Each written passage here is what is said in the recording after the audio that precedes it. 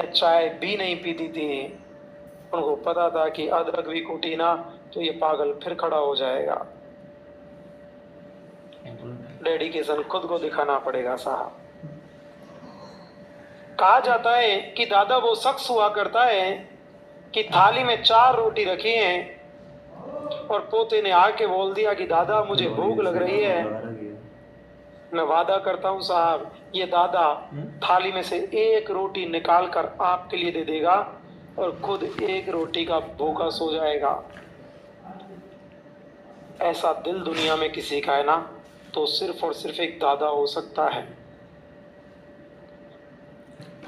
लेकिन बाप वो शख्स हुआ करता है जो सुबह से शाम तक खेत में काम कर रहा है, हाथों में ठिठारें पड़ी हुई हैं, पेटों में हाथें खिंची हुई हैं, और तभी बेटा या बेटी ने आके बोल दिया कि पापा मुझे भूख लग रही है। मैं वादा करता हूं साहब, ये पूरी थाली में आपको बिठा लेगा, खुद रोटी कम खाएगा और सारा खाना आपके लिए खिला देगा। ऐसा दिल दुनिया में किसी का है तो सिर्फ और सिर्फ एक बाप हो सकता है। हाँ, एक बाप सूरज की तरह जरूर होता है जो गर्म हो जाता है, लेकिन सूर्यास्त यदि हो गया तो दुनिया की ताकत नहीं बचा पाएगी साहब, अंधेरा ही होगा फिर। वो बाप जिसने आज तक ना कलाम देखी होगी ना तुम्हारा पीजी देखा होगा, जिससे आप 10,000 मांगते होंगे वो 10,000 ला के देता होगा, 15,000 मांगते होंगे 15,000 ला के देगा। तुमको तो ये भी नहीं पता साहब कि वो कहां से लेके आया है। लेकिन माँ वो शख्स हुआ करती है जो 9 दिन के नवरात्रा कर रही है और नवरात्रा खोलने वाली है, आज व्रत तोड़ रही है अपना और खाना खाने के लिए बैठी। तभी बेटा या बेटी ने आके बोल दिया कि माँ मुझे भूख लग रही है। मैं वादा करता हूँ साहब, ये पूरी की पूरी थाली आपके लिए खिसका देगी और खुद पानी पी के सो जाएगी। ऐसा दिल दुनिया में किसी का है तो सिर्फ और सिर्फ एक माँ हो सकती है। और ऐसी माँ आज तुम्हारे दर पे खड़े होके तुमसे भीख मांग रही है साहब। तुम्हारी माँ तुम्हारे दर पे खड़ी हुई है, घुटने टेक के खड़ी हुई है, वो भीख मांग रही है आज आपसे। वो जिस मंदिर में जाती है, जिस स्थान पर जाती है, वहीं पर बोल के आती है कि हे भगवान मेरा बेटा नौकरी लग जाए, भगवान मेरी बेटी नौकरी लग जाए, मैं तेरे 1.25 मनी चढ़ा दूंगी। वो माँ खुद भूल गई कि वो कितने स्थानों पर आपके लिए 1.25 मनी बोल के आ चुकी है साहब। यदि उसका सपना टूट गया ना तो कोई उसको बचा नहीं पाएगा साहब।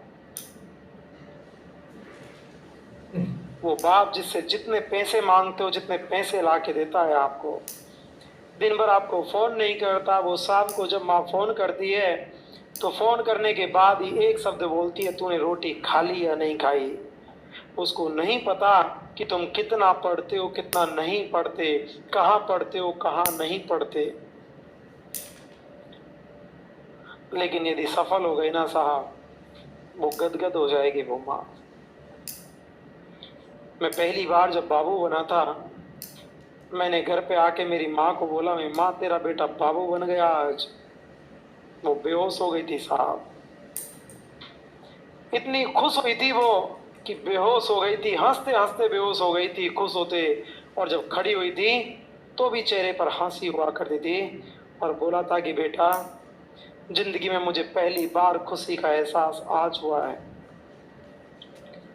क्योंकि जिस दिन तेरा जन्म हुआ था उस दिन मैं प्रसव पीड़ा से परेशान थी, उस खुशी का मुझे एहसास नहीं हो पाया।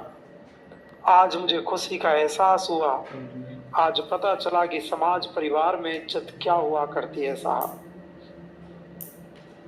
मेरी माँ नहीं साहब, आपकी माँ भी इतनी खुश होगी।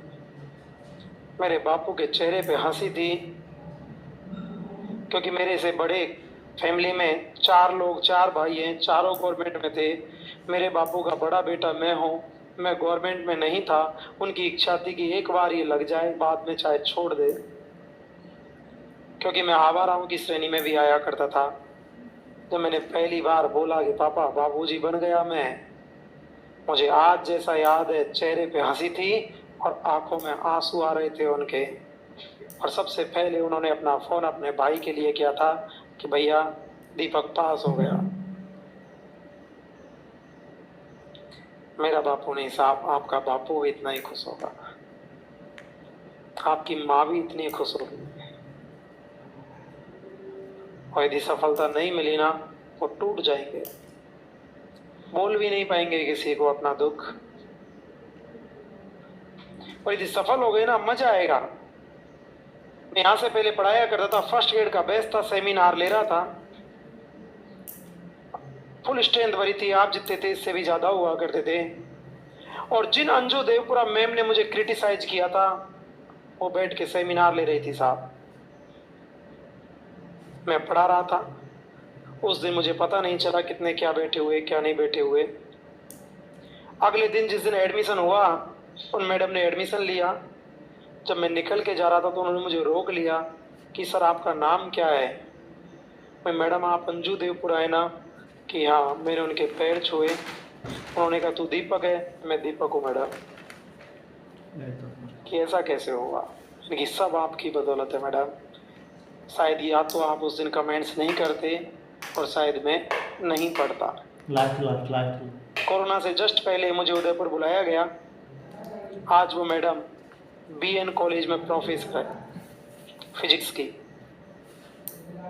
मुझे बुलाया गया, मंच पे बुलाया और मैडम ने बड़े मंच पे संबोधित किया था कि 2009-10 में मैं दीपक मेरा स्टूडेंट हुआ करता था और 2014-15 में मैं दीपक की स्टूडेंट हुआ करती थी। खुद को कॉन्फिडेंस आता है। एक बार अपने आप को संभालो और सिस्टम बनाओ। किसी भी काम के लिए योजना बहुत जरूरी है और जिसकी योजना जितनी सुंदर होगी वो आदमी उतना ही आगे निकल जाएगा।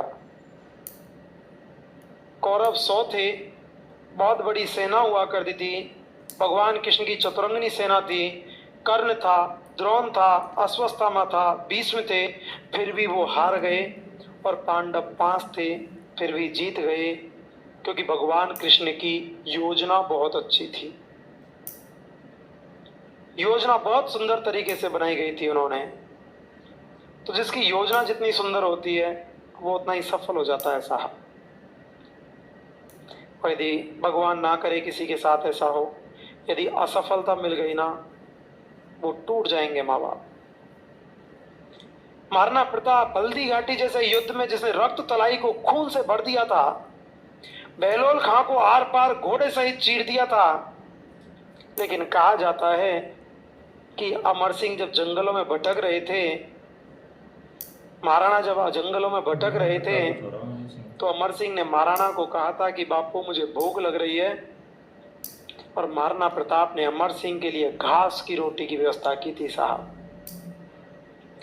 और किस्मत की बदनसीबी देखिएगा, घास की रोटी का एक घास तोड़ा, जंगली बिलाव आया और हाथ से घास की रोटी छीन के ले गया।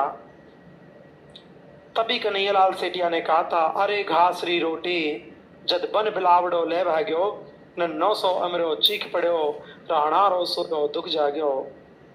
वो लड़ो गन्यो वो सयो गन्यो, मेवाड़ी आने बचावा ने, वो पाच नहीं राखी रण में, बैरी राखून बहावा ने, जद याद करूं हल्दी घाटी ने नामे खून उतर आवे। पूरी कविता लिखी उन्होंने पातल और पीतल। और जब अमर सिंह के हाथ से घास की रोटी छीन के ले गई ना, महाराणा प्रताप रोने लग गए थे साहब। महाराणा रोने लग गए थे कि आज मेरा बेटा भूखा रो रहा है।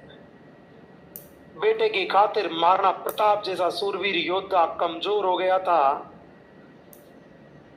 अपना बापू भी उतना ही कमजोर है साहब।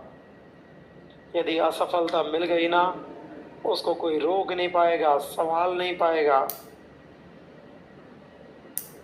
मैं जब स्केलिंग में फेल हुआ था तो मैं जोधपुर पढ़ाया करता था।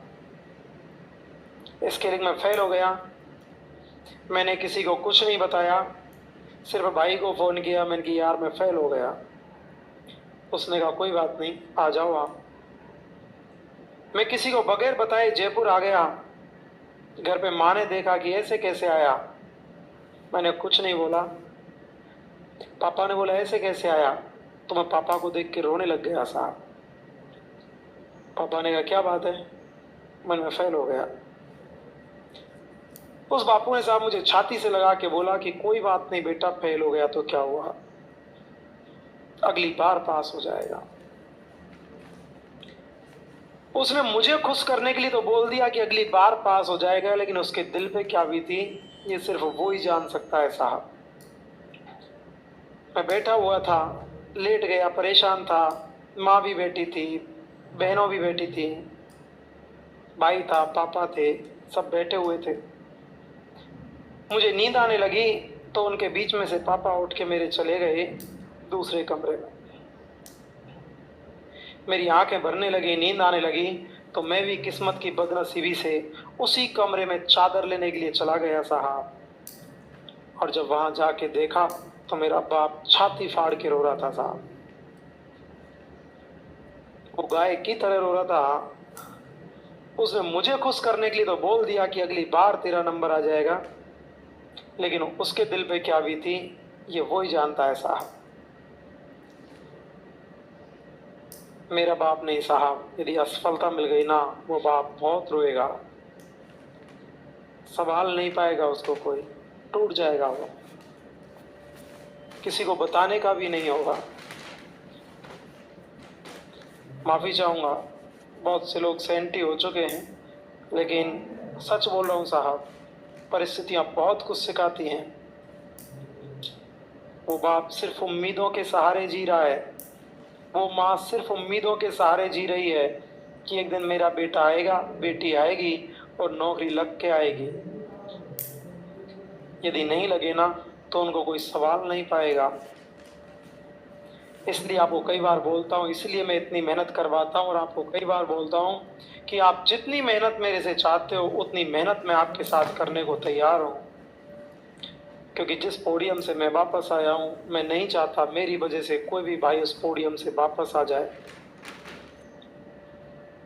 जितना आप मेरे से मदद चाह सकते हो, मेहनत करवाना चाहते हो, मैं उतनी मेहनत करने के लिए आपके साथ तैयार हूँ, बशर्ते नौकरी लग के जाना। मैं एक बड़े भाई की तरह आपसे निवेदन कर रहा हूँ, मैं आपसे एक हक की तरह गुजारिश कर रहा हूँ कि इतनी दूर से आए हो तो प्लीज़ मेहनत करना और नौकरी लग के जाना।